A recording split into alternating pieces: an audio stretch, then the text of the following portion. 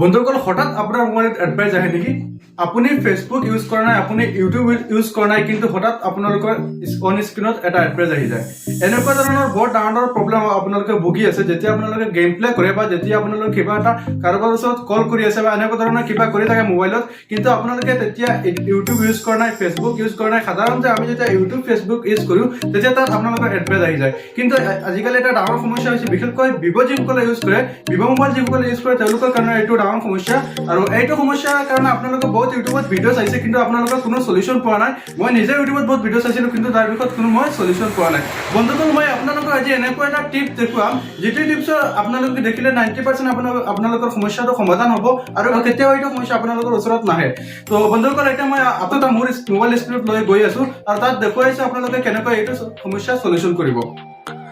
নমস্কাৰ মই আনিছোঁ নতুন এটা ভিডিঅ'লৈ আপোনালোক সকলোকে স্বাগতম জনাইছোঁ চ' গাইজ আপোনালোকৰ কাৰণে ইমানখিনি কষ্ট ইমানখিনি মেহনত কৰি আছোঁ প্লিজ ভিডিঅ'টো আপোনালোকে ছাবস্ক্ৰাইব কৰিব কিয়নো এনেকুৱা ভিডিঅ' আপোনালোকে ইউটিউবত নাপায় মই বহুত কষ্ট কৰিছোঁ কিন্তু পোৱা নাই চ' এতিয়া আপুনি কি কৰিব আপোনাৰ প্ৰথমতে আপোনাৰ যিটো মোবাইলত ছেটিং আছে সেই ছেটিংটো ক্লিক কৰিব ছেটিংটো ক্লিক কৰাৰ পিছত ইয়াত আপোনালোকে তলফালে স্ক্ৰল ডাউন কৰিব তলফালে অহাৰ পিছত ইয়াত আপোনালোকে চাব